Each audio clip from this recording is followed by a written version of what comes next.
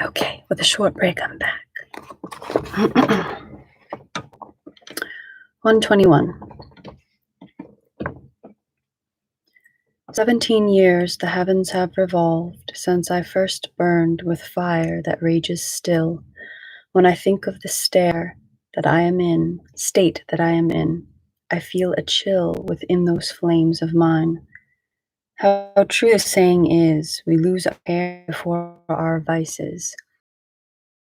And the human passions are no less intense, the bitter shadow of our heavy veil.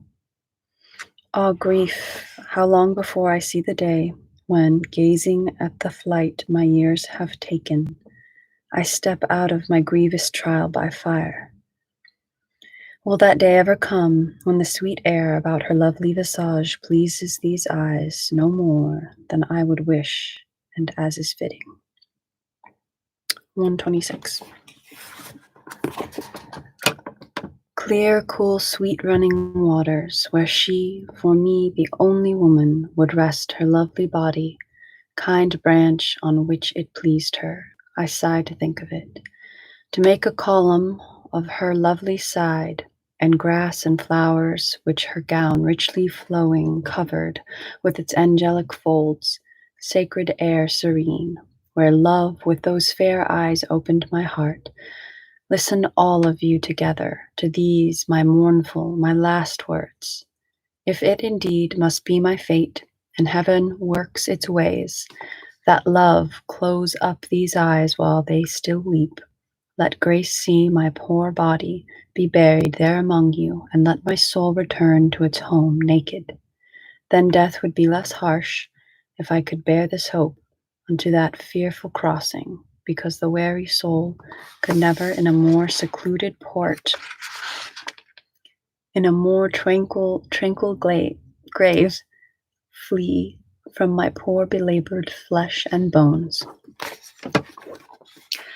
And there will come a time, perhaps, that to the well-known place the lovely animal returns, untamed, and there where she first saw me, that day which now is blessed, she turns her eyes with hope and happiness in search of me, and ah, the pity to see me there as dust among the stones. Love will inspire her, and she will sigh so sweetly she will win for me some mercy and force open the heavens, drying her eyes there with her lovely veil.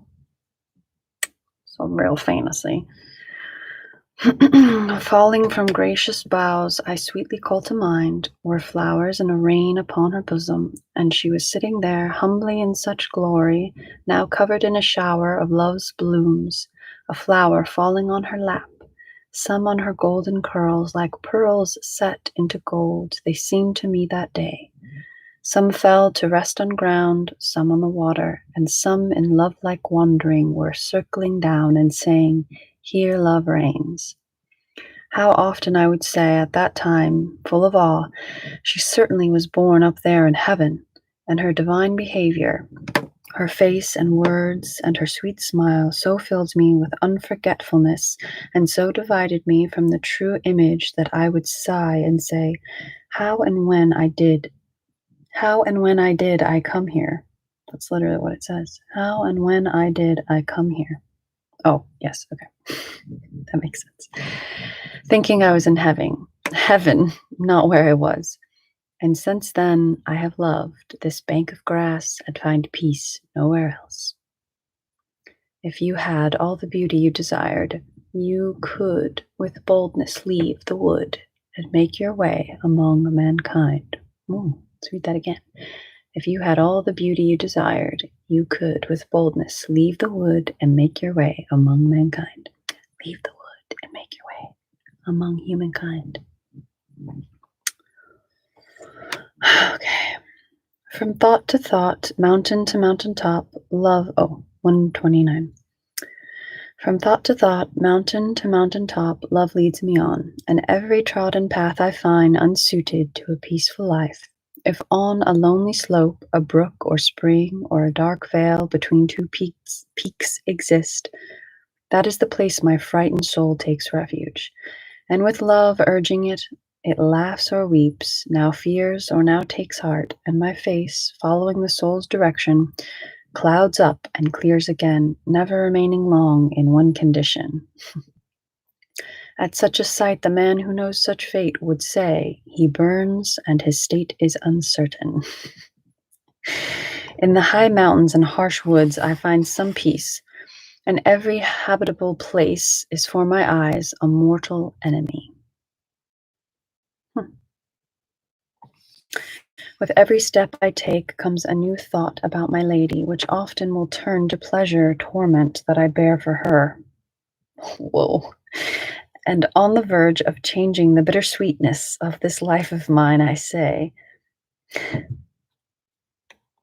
perhaps it is love saving you for better days. Perhaps you're loathsome to yourself, but dear to her. Then to another thought I pass and sigh. Now could this be the truth? But how? But when? Whenever pine or mountain casts its shade, I sometimes stop, and on the first stone seen with all my mind, I etch her lovely face. Returning to reality, I find my breast softened with pity, and I cry, what have you come to? How far from her you are! But for as long as I can hold my wandering mind on the first thought, and look at her and not think of myself, I feel love so close by. My soul is satisfied by its own error. In many places I see her, so lovely that all I ask is that my error last. It's escapism. I've seen her many times. Now who will believe me? In the clear water and above green grass, alive, and in the trunk of a beech tree, and in a cloud of white so shaped that Leda would certainly have said her daughter's beauty fades like a star in sunlight next to it. Oh, blasphemous.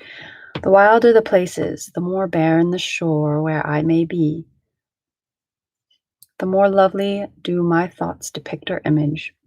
But when the truth dispels that sweet mistake, right then and there I sit down, cold as dead stone set on living rock, a statue that can think and weep and write. Up to that mountain which no mountain shades, up to the highest and the freest peak, I feel my whole desire being drawn. Then I begin to measure with my eyes my losses, and while weeping, I unburden the painful cloud that gathers in my heart, to see and think how much air separates me from her lovely face, always so near, but yet so far from me. Then softly to myself, how do you know, poor fool? Perhaps out there somewhere someone is sighing for your absence. And with this thought, my soul begins to breathe. My song, beyond these Alps, where skies are more serene and happier, you'll see me by a running brook once more, where you can sense the aura distilling from the fresh and fragrant laurel. There is my heart, and there is one who steals it. What you see here is but the ghost of me. Whoa. 132. If it's not love, then what is it I feel? But if it's love, by God, what is this thing? If good, why then the bitter mortal sting? If bad, then why is every torment sweet?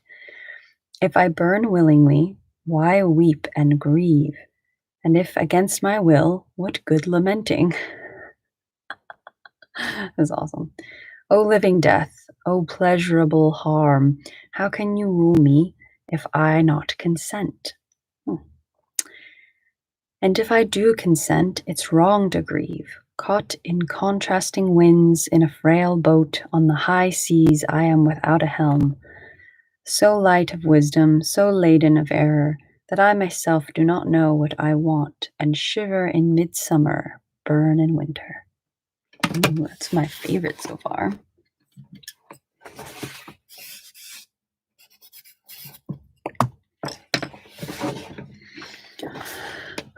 $134. I already read this, but why not again? I find no peace. I am not at war. I fear and hope and burn, and I am ice. I fly above the heavens and lie on earth, and I grasp nothing and embrace the world. One keeps me jailed, who neither locks nor opens, nor keeps me for her own, nor frees the noose. Love does not kill, nor does he loose my chains. He wants me lifeless, but won't loosen me. I see with no eyes, shout without a tongue. I yearn to perish, and I beg for help. I hate myself and love somebody else. I thrive on pain and laugh with all my tears. I dislike death as much as I do life. Because of you, lady, I am this way. 156. I saw on earth angelic qualities and heavenly beauties unique in the world, and to recall them pains and pleases me, for all I see seems shadow, smoke, and dreams. And I saw weeping those two lovely lights, both envied by the sun 1,000 times, and I heard words pronounced amid deep sighing that would make mountains move and rivers stop. Love, wisdom, and worth, pity and sorrow, made out of tears a sweeter symphony than any other heard throughout the world. The heavens were so entranced by harmony that not a leaf upon its branch dare move, so full of sweetness was the air and wind. Second favorite.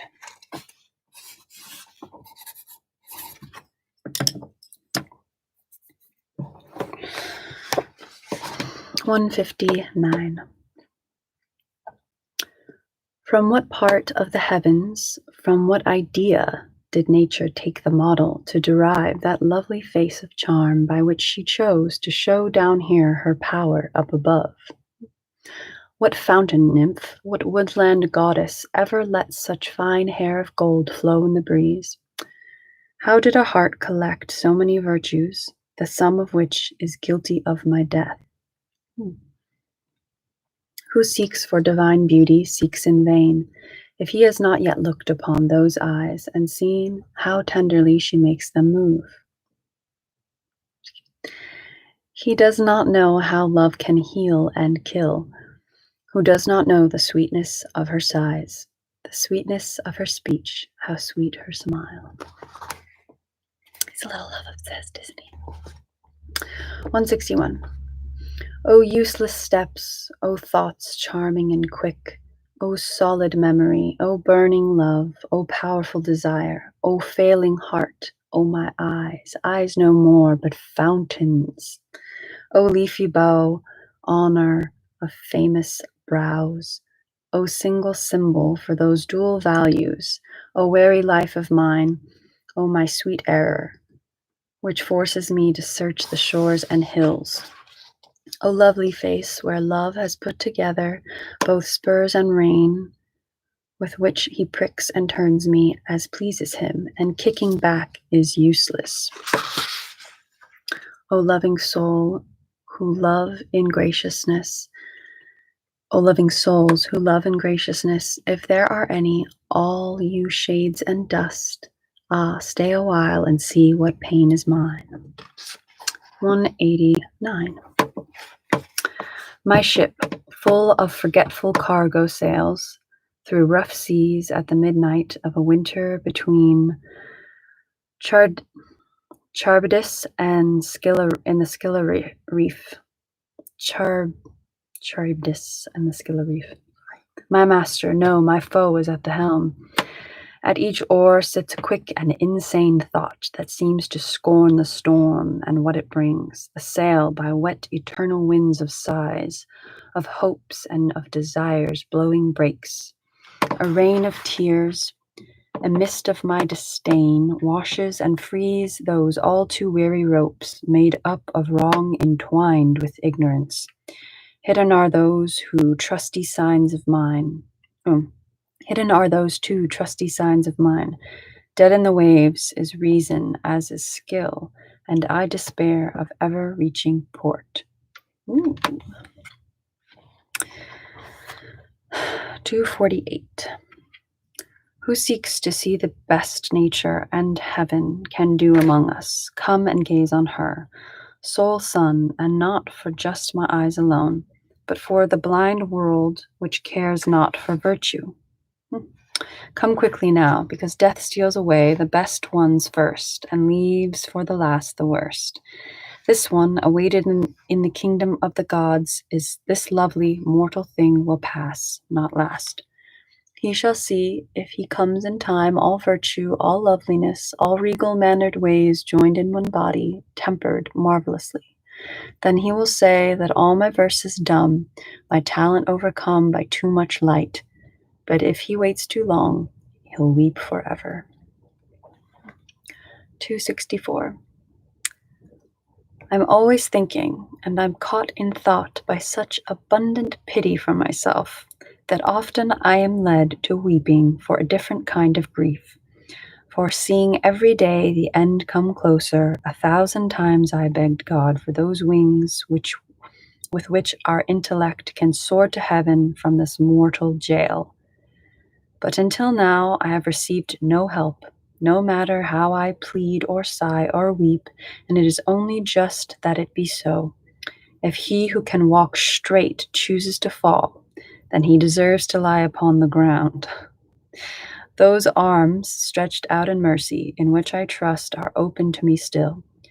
But I still fear to think how others ended, and I dread my state, and am spurned on, and it could be too late. A thought speaks to the mind, and it declares, "You're longing still? What help do you expect? You poor thing, don't you see with what dishonor time is passing by? Make up your mind now, wisely, and decide to pull out of your heart every last root of pleasure that can never bring happiness, nor will it let you breathe.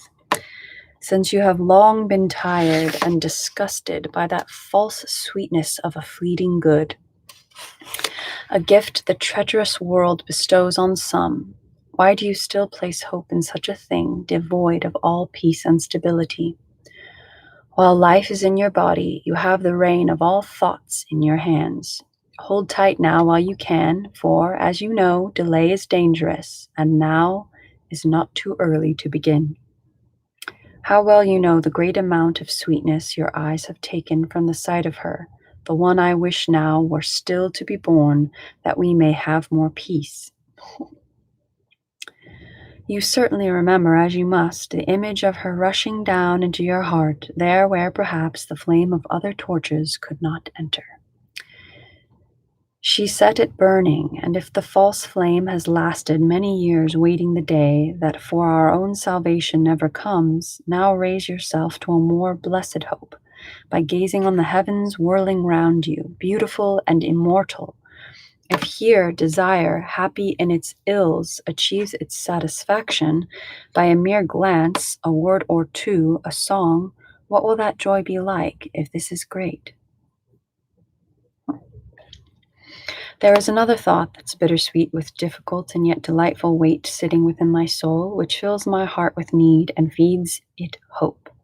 Only for love of glorious, kindly fame, it does not feel the times I freeze or burn, or if I'm pale or thin, and killing it makes it grow back the stronger.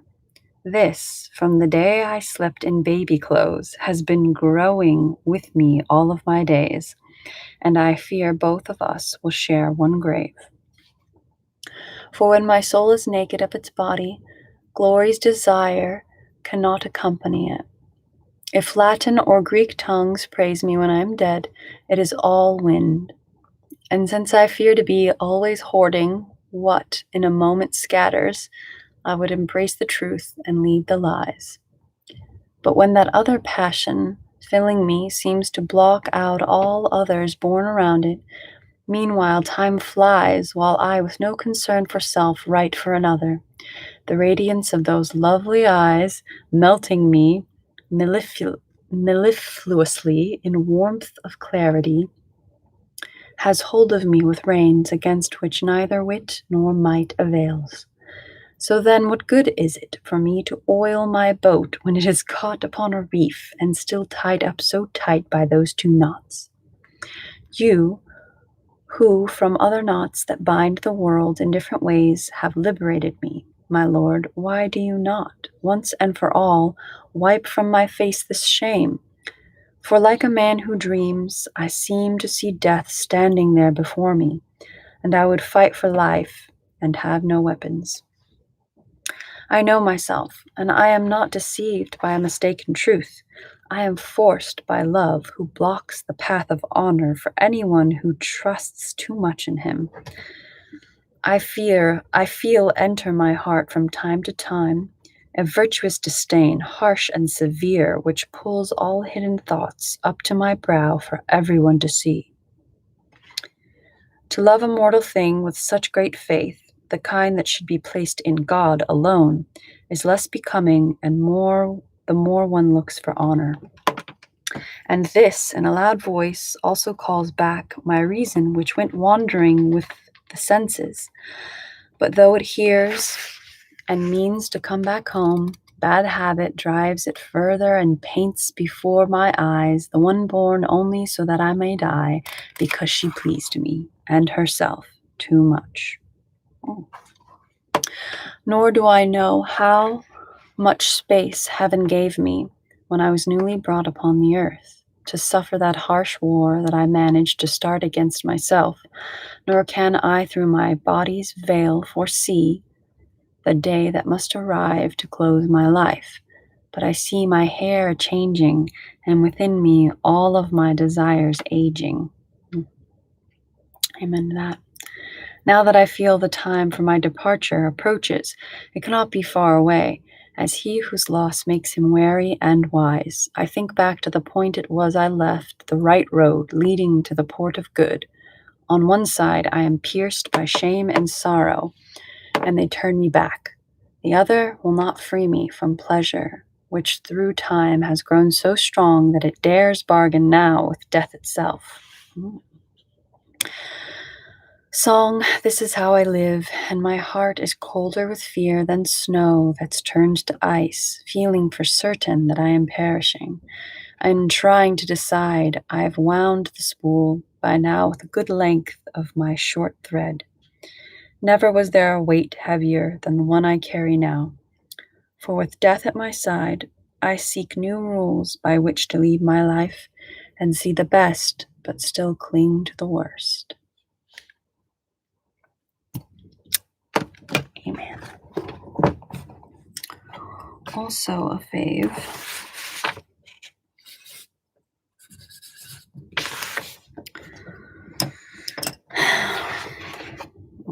Let's see. Very close. 271. The burning knot, which hour after hour bound me for 21 entire years, death has untied.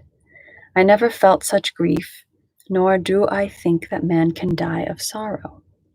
Love, not yet willing to let go of me, had set another snare within the grass, and with new tinder lit another fire, making it very hard for me to flee.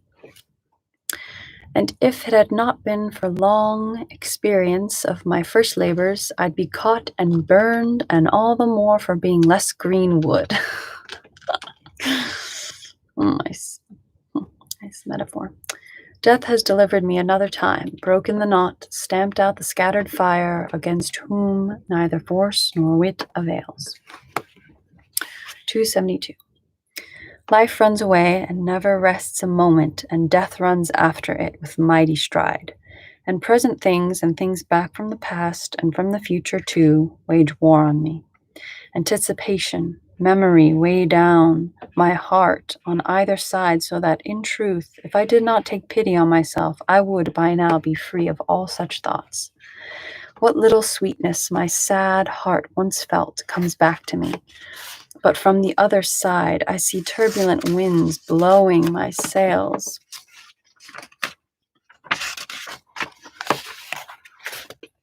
I see a storm in port, and weary now my helmsman, and my masts and lines destroyed, and the fair stars I love to look at dead.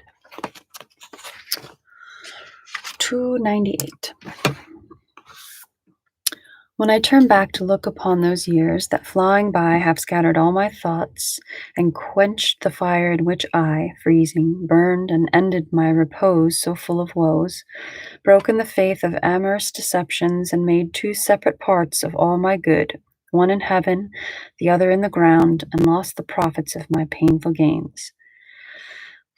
I'm startled, and I feel so very naked that I envy the gravest of misfortunes, so much I fear and suffer for myself. O star of mine, O chance, O fate, O death, O day, always so sweet yet cruel to me, to what low state you have reduced me now. 310. Zephyr comes back and brings with him fair weather, and his sweet family of grass and flowers, and crying Philomel and chirping Procne, and springtime all in whiteness and vermilion. The meadows smile and skies turn clear again, and Jove takes joy in gazing at his daughter. The waters, earth, and air are full of love, and every living thing is bent on loving. But there comes back to me only the gravest of sighs that from the bottom of my heart are drawn by her who took its keys to heaven. The song of birds, the flowering of meadows, the noble graciousness of lovely ladies, for me are deserts now, wild, savage beasts.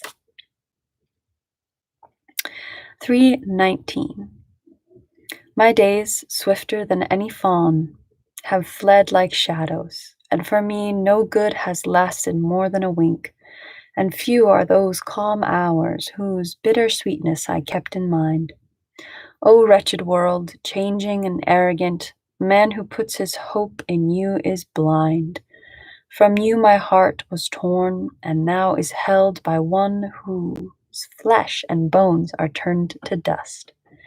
But her best form, which still continues living, and will forever live high in the heavens, makes me fall more in love with all her beauty. As my hair is changing, I think only what she is like today and where she dwells, what it was like to see her lovely veil. Sounds like a very impactful moment in this person's life to see this woman washing her veil once upon a time, one day. So close. 323.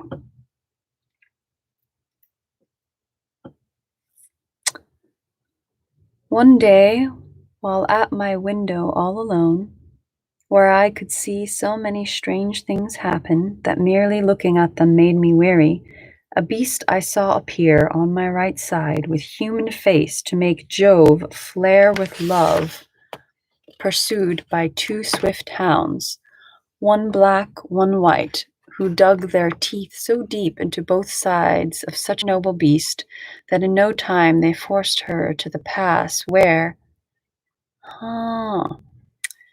trapped within the stone. Oh, I have to look this up. I think this is a Botticelli painting. Hold up. 66.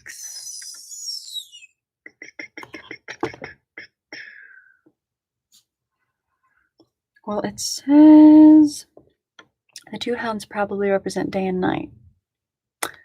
Well, maybe Botticelli got his painting from this poem. That's what it is. That in no time they forced her to the pass, where, trapped within the stone, untimely death now vanquished such great beauty, and I sighed from the sight of her harsh fate. Then out on the deep sea I saw a ship with silken ropes and sails made out of gold, all wrought with ivory and ebony. The sea was calm, the breeze was gently blowing, and there was not a cloud to veil the sky. With rich and precious cargo she was laden. And then a sudden storm out of the east so shook the air and waters, the boat was shattered up against the rocks. Oh, what oppressing grief! In short time crushed, and little space now hides tall riches that are second to no others. Within a youthful grove were flowering the boughs of a young, slender laurel tree that seemed to have been grown in paradise. Within a youthful grove were flowering the boughs of a young, slender laurel tree that seemed to have been grown in paradise, and from her shade there came so sweet a sound of different birds and so much other joy that it had cut me off from the real world. And as I stared at her, the sky around her changed, and turning black, it struck with lightning, and then by the roots that happy plant was torn up suddenly, and now my life is sorrow, for shade like hers can never be regained. Mm. Mm. It's a fitting analogy for loss of loved one. Inside that very grove, a sparkling fountain sprang from a rock, and its fresh, loving waters it poured forth with a gentle murmuring. To that secluded place, so fair and shady, no shepherds and no boors would come, but only muses and nymphs singing to that clear flow. I sat down there, and while I took more sweetness from such harmony and from that sight, I saw a chasm open and sweep it all away, fountain and place, and I am still left grieving, and just the thought of it fills me with fear. A marvelous phoenix, with both of its wings adorned in purple and its head in gold, I saw there in the woods, proud and alone. At first I thought it was a holy thing, immortal, till it reached the torn out laurel and came upon the spring stolen away. All things rushed to their end, for seeing all the leaves strewn on the ground, the trunk broken, those living waters dry, against herself she turned her beak, as if in scorn, and quickly vanished. Pity and love then set my heart aflame. At last I saw through grass and flowers walking, in thought a lady fair, so full of joy, to think of it sets me aflame and shaking, humble within herself, haughty to love, and she had on a gown so very white, so woven that it seemed of snow and gold. But all the upper part of her was shrouded in a mist of dark. Then stung upon her heel by a small snake, as a cut flower withers, she left in joy and more than confident. Ah, nothing but our tears last in this world. My song, you well may say, these 6 visions just given to my Lord have given him a sweet desire to die. Whoa. There's a note here about the snake I'm curious about. 70. Eurydice, trying to flee from an unwanted suitor, was bitten when she trod upon a serpent. Orpheus tried unsuccessfully to recover her from the underworld. And previously, and the dark mist was the storm refers to the Black Plague of 1348, which killed Laura, the girl he's interested in, or woman he's obsessed with. And then the mythical bird, the phoenix of incredible beauty, which died after 500 to 600 years consumed by fire, arising from the ashes to live another long life. It is usually a symbol of immortality. Okay. There's also a favorite.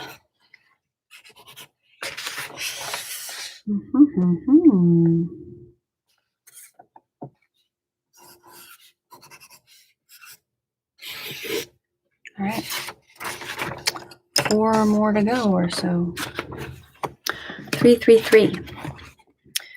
Go now, my grieving verse, to the hard stone that hides my precious treasure in the earth, and there call her, who were spawned from heaven, although her mortal part be darkly buried.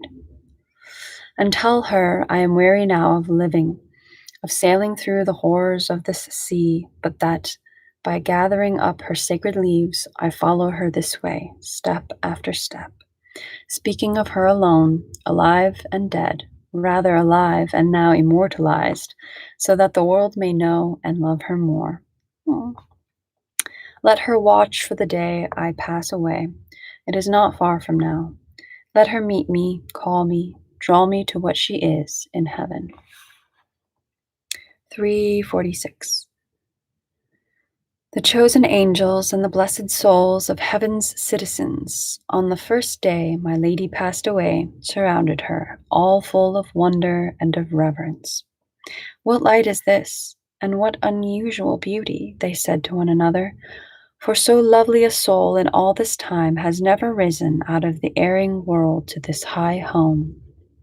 She, happy to have changed her dwelling, is equal to the most perfected souls. Meanwhile, from time to time, she turns to see if I am following her, and seems to wait, so all my thoughts and wishes strain to heaven. I hear her praying that I hurry up. This is definitely in light of, or in the same vein of, Beatrice and Dante, and Dante's love for Beatrice. 353. O lovely little bird, singing away in tone of grief, for all the time gone by, you see the night and winter hastening, the day and all those happy months behind. Aware as you are of your grievous troubles, could you be so of my plight like your own, you would fly to the bosom of this wretch to share with him some of his painful grief? I cannot say our portions would be equal, since she you weep for may still have her life, which death and heaven, in my case, were stingy, or stingy. But the forbidding season and the hour, the memory of sweet years and bitter ones, invites me to discuss with you my pity.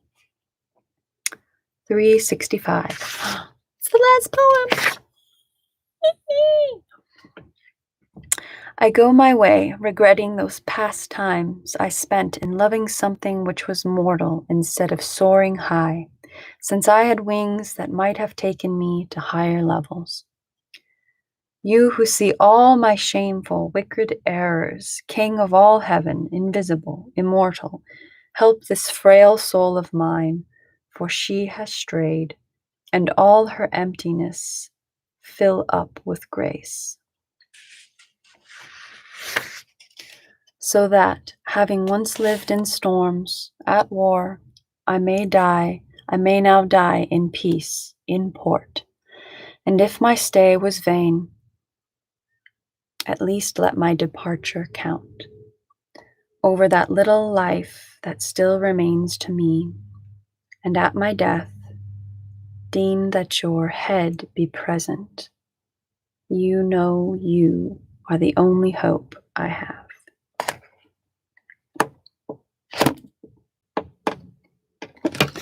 And that is done. For now, the homework reading has been finished. I bid you adieu and good night. Konbanwa. Thank you for joining.